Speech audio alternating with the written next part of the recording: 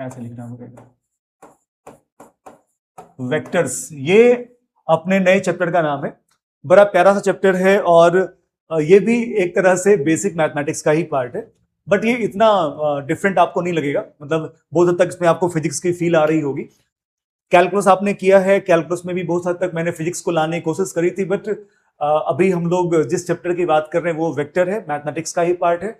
जब आप इसको डिटेल में पढ़ना चाहोगे तो क्लास 12th की मैथमेटिक्स में पढ़ोगे। क्लास 11th में अपन केवल फिजिक्स में वेक्टर्स पढ़ते हैं, और कितना पढ़ते हैं, तो जितना हमें जरूरत है उतना ही, ठीक है। इससे पहले कि मैं वेक्टर को स्टार्ट करूं, मैं कुछ कैलकुलेशंस आपको बताना चाहता हूं, कुछ इंपॉर्टेंट जो चीजें हैं वो आपको पता होनी चाहिए बिफोर वी स्टार्ट वेक्टर्स। तो पहला चीज जो आपको पता होना चाहिए इस चैप्टर को स्टार्ट करने से पहले, वो है राइट एंगल ट्रायंगल की एक प्रॉपर्टी।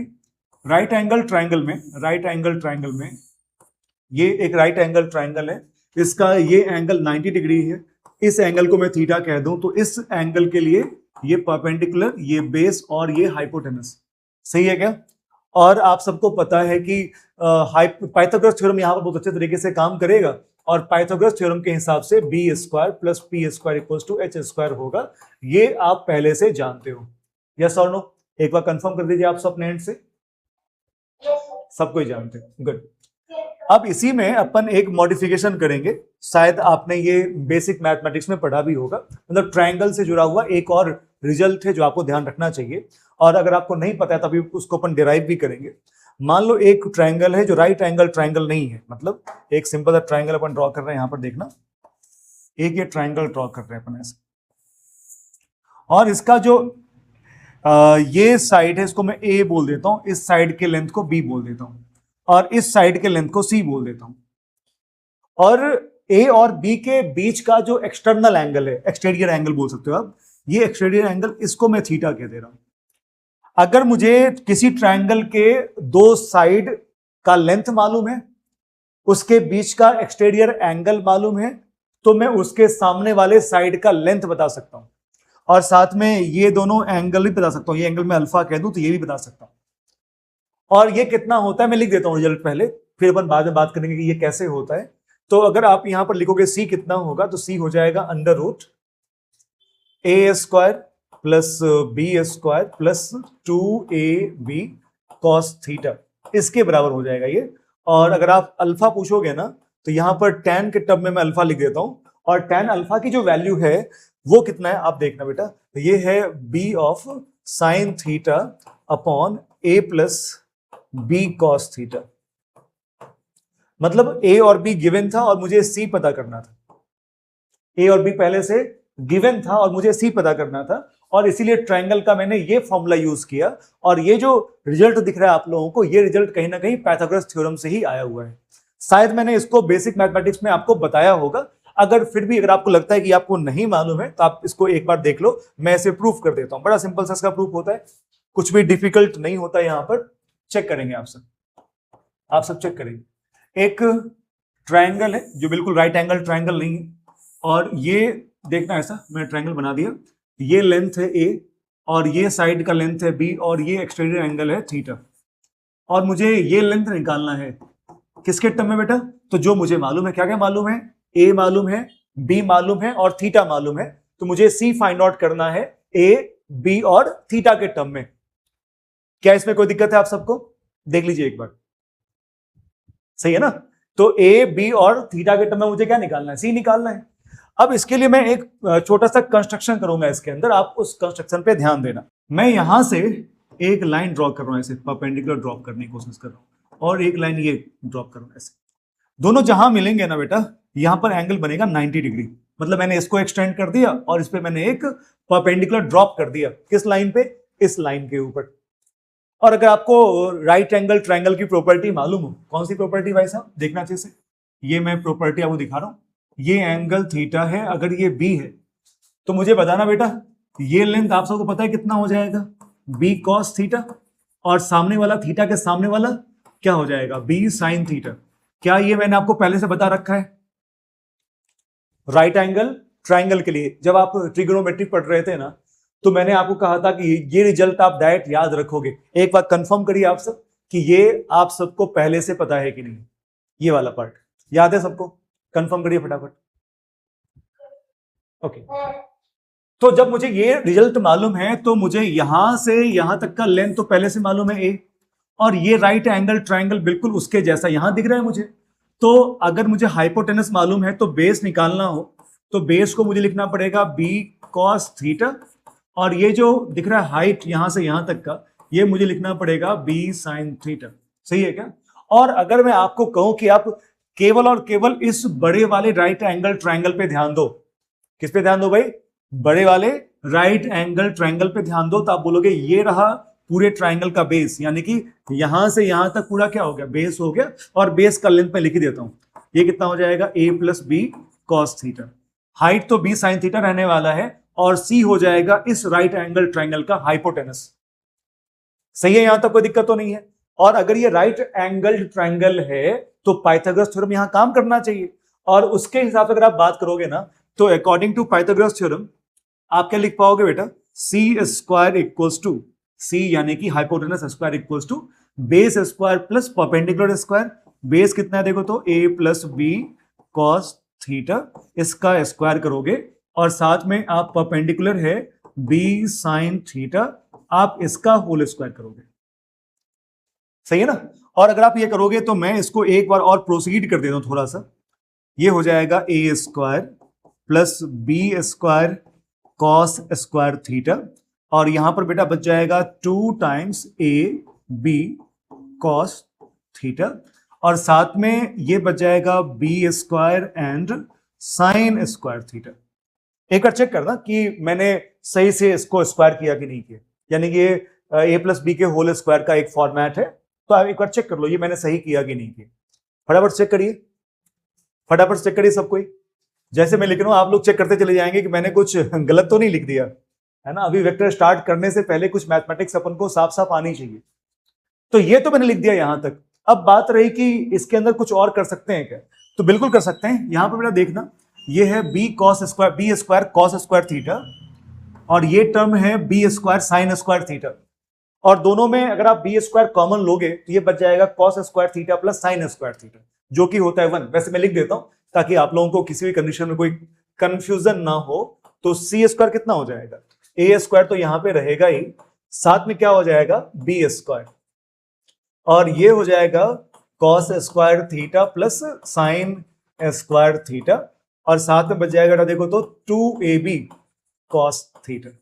और ये वाला जो पार्ट है, इस वाले पार्ट को अपन बोल रहे हैं 1। देख लो ठीक से, इस वाले पार्ट को अपन ने 1 कह दिया, और जैसे ही इसको हमने 1 कह दिया तो अब ये रिड्यूस होकर के क्या बच गया? ये बच गया A square plus B square plus 2 times A B cos theta, और ऐसे में आप सी को लिख पाओगे under root A square plus B square plus 2ab cos theta. अब ये जो रिजल्ट है मुझे बताना, ये रिजल्ट कहां से आया हुआ है? कहां से आया ये रिजल्ट मुझे बताना।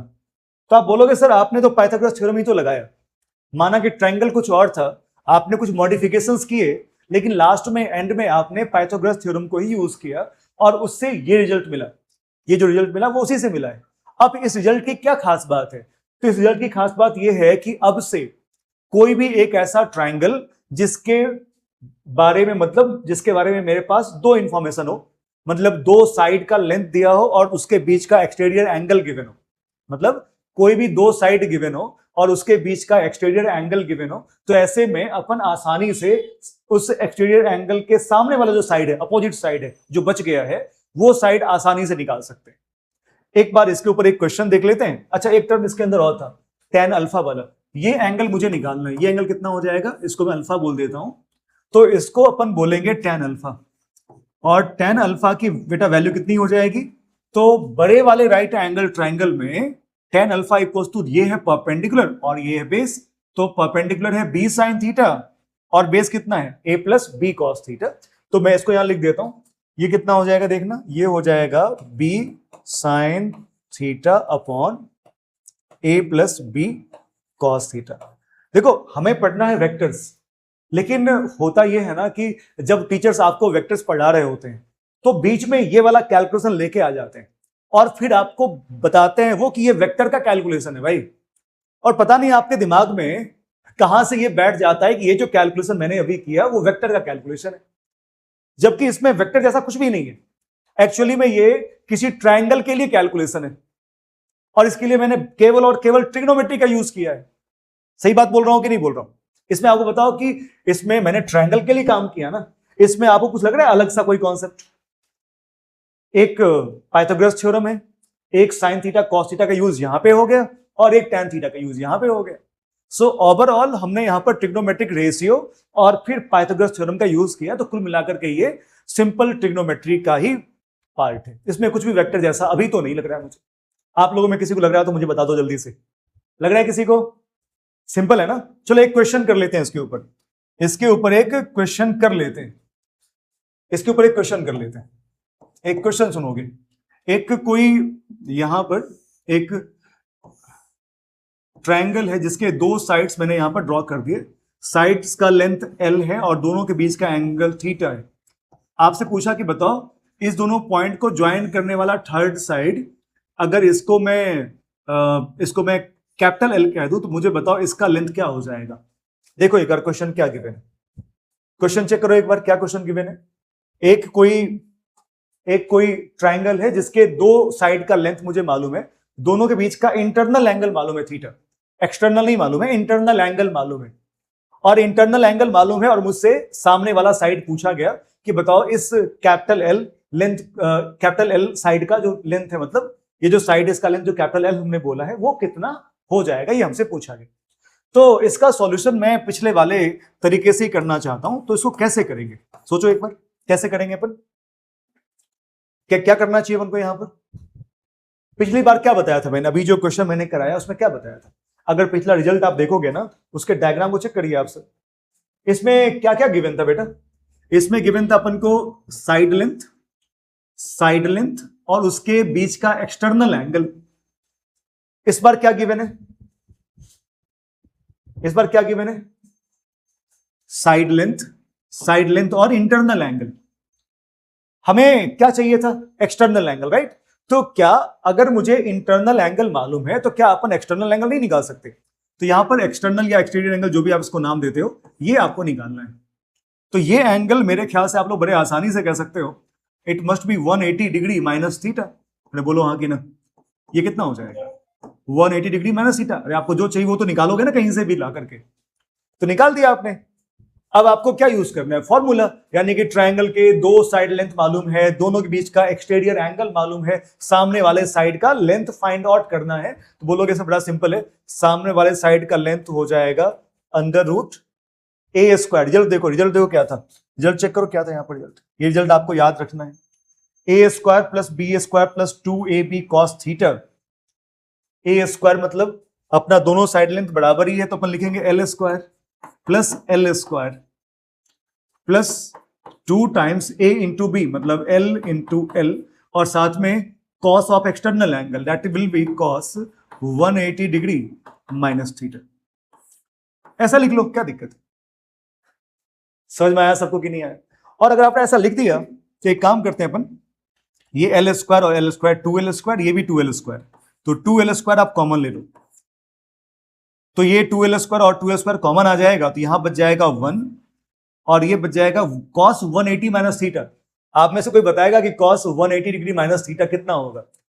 पहले तो इसके साइन के बारे में बताओ कि साइन कैसा होगा। 180 डिग्री माइनस थीटा कौन से क्वाड्रेंट में है और उसमें cos पॉजिटिव या नेगेटिव, जल्दी से बताना आप सब। 180 डिग्री माइनस थीटा कौन से क्वाड्रेंट में दिख रहा है आप लोगों को? परफेक्ट, सेकंड क्वाड्रेंट में ही होगा, बिल्कुल सही बात है। आपको इतना बेसिक याद नहीं है कि वो कौन सा क्वाड्रेंट था? सेकंड क्वाड्रेंट था भाई, और सेकंड क्वाड्रेंट में साइन और कॉसेक पॉजिटिव होता है। ASTC रूल बताया था मैंने आपको, हद है भाई। ये कितना हो जाएगा? Cos theta. कोई कन्वर्जन नहीं होगा, मैं लिख देता हूं, मैं क्या ही करूं। जब आप लोग घर से पढ़ाई करके नहीं आओगे, है ना, तो फिर दिक्कत तो होगी। और ऐसा नहीं कि कुछ खतरनाक पढ़ा रहा हूं मैं, बिल्कुल बेसिक पढ़ा रहा हूं, बेसिक मैथमेटिक्स है, और अभी से यह हालत हो जाए तो बहुत दिक्कत वाली बात है। अब यहां से बाहर निकलने के लिए हमें 1 माइनस कॉस थीटा के बारे में सोचना पड़ेगा। क्या 1 माइनस कॉस थीटा कुछ लिख सकते हैं ऐसा?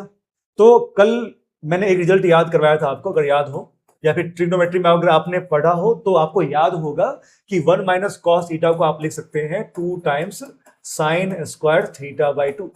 अब मैं आपसे कुछ एक्सपेक्ट ही नहीं कर रहा कि आप मुझे कोई कुछ पूछूंगा आप बताओगे, इससे अच्छा है कि मैं खुद ही लिख दे रहा हूं। जब आपने डिसाइड कर ही लिया कि नहीं पढ़ना है, 1 माइनस कॉस थीटा क्या बन जाएगा 2 साइन स्क्वायर थीटा, और इस रिजल्ट को अगर मैं यहां पे पुट करूं तो एल इक्वल टू कितना बच जाएगा, ये बच जाएगा अंडर रूट 2l स्क्वायर और साथ में बच जाएगा 2 times sign square theta by 2, है ना, ये बच जाएगा। अब इसमें देखो 2 का पेयर दिख रहा है तो रूट के अंदर से बाहर आप 2 निकाल सकते हो, एल स्क्वायर के बदले एल निकाल सकते हो, और साइन स्क्वायर थीटा 2 के बदले आप साइन थीटा बाई 2 निकाल सकते हो, ये निकाल सकते हो, ये हो जाएगा लेंथ है तो ये वैल्यू लेंथ के लिए सही रहेगा।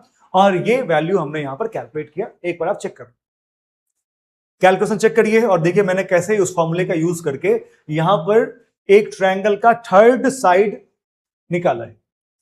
चेक करिए फटाफट। ओके, उम्मीद करते हैं आप सबने चेक कर लिया होगा, घर पे जाके वापस इसको कर लेना एक बार। अब इसको एक काम करते हैं ना, इसको एक मेथड और है उससे करके देखते हैं। तो फिलहाल मैं इसको नाम दे देता हूं मेथड 1, और एक और मेथड से इसे करने की कोशिश करते हैं अपन, देखते हैं उससे ये होता है कि नहीं होता। तो मेथड 2 क्या हो सकता है वो देखते हैं। मेथड 2 ट्राई करेंगे अपन यहां पे। मेथड 2 में मैं एक सर्कल ड्रॉ करूंगा, पहले तो एक ऐसा सर्कल ड्रॉ कर लेता हूं, और इस सर्कल का ये हो गया सेंटर, और इसका रेडियस जो है ना, रेडियस मैं बोल देता हूं स्मॉल एल के बराबर। और अगर ऐसा है तो एक काम करते हैं, जो पीछे ट्रायंगल है ना, इस ट्रायंगल को इसके अंदर फिट करके देखते हैं एक बार। जब भी दो साइड बराबर हो तो आप उसको ट्रायंगल में सेट कर ही सकते हो, तो मैं उसको यहां पर सेट करता हूं, देखना अच्छे से, आपको भी समझ में आ जाएगा कि मैंने क्या किया है। ये लेंथ सेंटर यहां पर मान लेते हैं, एक मिनट रुक, तो ये लेंथ L और ये लेंथ बेटा ये भी लेंथ L है, क्योंकि ये सेंटर है तो रेडियस बराबर ही होंगे ऑब्वियस है। और ये एंगल थीटा दे रखा है, और आपसे पूछा गया कि ये जो लेंथ है साइड लेंथ ये निकालो, कैपिटल L बोल देते हैं इसको, ये निकालना है अपन को। सही बात है। चलो एक काम और कर लेते हैं अपन, इसको सॉल्व करने के लिए मैं छोटा सा चेंज कर लूंगा इसके अंदर। मैं क्या करने वाला हूं, तो मैं यहां पर एक परपेंडिकुलर ड्रॉप करने वाला हूं इस लाइन के ऊपर, ये जो थर्ड लाइन दिख रहा है ना, जिसका लेंथ अपन को निकालना है, उस पर मैंने क्या कर दिया, एक परपेंडिकुलर ड्रॉप कर दिया। और क्योंकि इस ट्रायंगल के दो साइड लेंथ बराबर हैं तो ऑब्वियस बात है कि ये दोनों लेंथ भी बराबर बराबर हो जाएंगे, यानी कि ये लेंथ और ये लेंथ बराबर हो जाएंगे। और ये जो एंगल बच गया ये एंगल हो जाएगा थीटा बाई 2, और ये जो एंगल बच गया ये भी हो जाएगा थीटा बाई 2। एक बार चेक करके बताओ कि ये समझ में आ रहा है कि नहीं आ रहा, कि थीटा बाई 2 कैसे कर दिया, चेक करो एक बार। तो ये थीटा बाई 2 हो गया। इसमें से एक काम करते हैं ना, एक ट्रायंगल को बाहर निकालते हैं ताकि आपको ठीक से दिख जाए, इसीलिए मैं एक ट्रायंगल को बाहर निकाल लेता हूं। क्या ये सिचुएशन है, चेक करो, थीटा बाई 2 ऐसा है क्या, देखो ये ट्रायंगल बाहर निकाला, ये लेंथ L दे रखा था, ये जहां पे ड्रॉप हुआ परपेंडिकुलर उसको मैंने यहां दिखा दिया, और ये साइड लेंथ बेटा है कितना, L/2 है, चेक करो इतना ही तो है। और इसको बाहर निकाल दिया तो क्या आपको वापस ये राइट एंगल ट्रायंगल दिख गया, जिसका हाइपोटेनस है L और ये एंगल है थीटा बाई 2, तो ये हो जाएगा बेस और ये हो जाएगा परपेंडिकुलर। तो यहां से बेस आना हो तो आप cos थीटा बाई 2 लिखोगे, यहां से यहां जाना हो तो sin थीटा बाई 2 लिखोगे, तो आप लिख दोगे कि L/2 जो है ना वो कितना है, तो ये है L sin थीटा अपॉन 2, और अगर आप लिखोगे L यहां से तो ये कितना हो जाएगा, ये हो जाएगा 2L times sin theta by 2। और शायद हम लोग रिजल्ट पे आ चुके हैं, चेक करो एक बार, क्या यही रिजल्ट हमने लास्ट टाइम देखा था, चेक करो एक बार, क्या यही रिजल्ट आना चाहिए था, क्या यही रिजल्ट पिछली बार आया था, चेक करो एक बार। तो यहां पर जो रिजल्ट आया था ये 2L sin थीटा बाई 2 है, और यहां पर रिजल्ट कितना है देखो तो 2L sin थीटा बाई 2 है। तो इस बार तो मैंने कोई लेंथी कैलकुलेशन भी नहीं किया, और एक सिंपल ट्रिग्नोमेट्री की मदद से मैंने आपको ये सॉल्व करके दिखाया है, और मैं आपसे उम्मीद करता हूं कि आप इसको याद रखोगे। ऐसा नहीं कि यही दो तरीके हो सकते हैं, आप इसको और भी तरीके से सॉल्व कर सकते हो, डिपेंड करता है कि आप कितना ज्योमेट्री से खेलना जानते हो। जितना ज्यादा ज्योमेट्री और ट्रिग्नोमेट्री से आप खेलना चाहोगे, मतलब जितना आपको खेलना आएगा, उतना ज्यादा स्मूथ कैलकुलेशन होगा आपका। यही तो ब्यूटी ऑफ मैथमेटिक्स है, इसका कोई अंत थोड़ी है।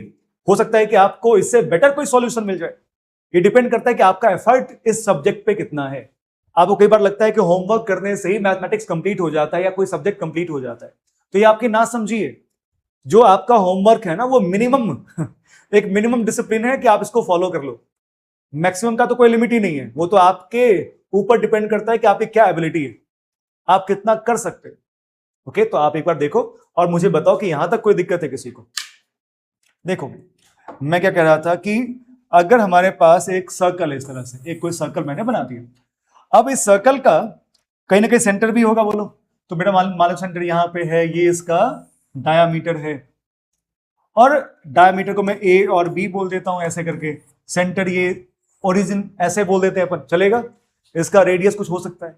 अब यहां से जब भी आप कोई ऐसा ट्रायंगल ड्रॉ करोगे, एक ट्रायंगल ड्रॉ करोगे जिसका एक वर्टेक्स जो है, एक वर्टेक्स तो ए और बी ऐसे ही, तीसरा जो है सर्कमफ्रेंस पे ऐसे लाई करे, मतलब इस ट्रायंगल का एक साइड इस सर्कल का डायमीटर बन जाए और ट्रायंगल का एक वर्टेक्स इस सर्कमफ्रेंस पे लाई करे।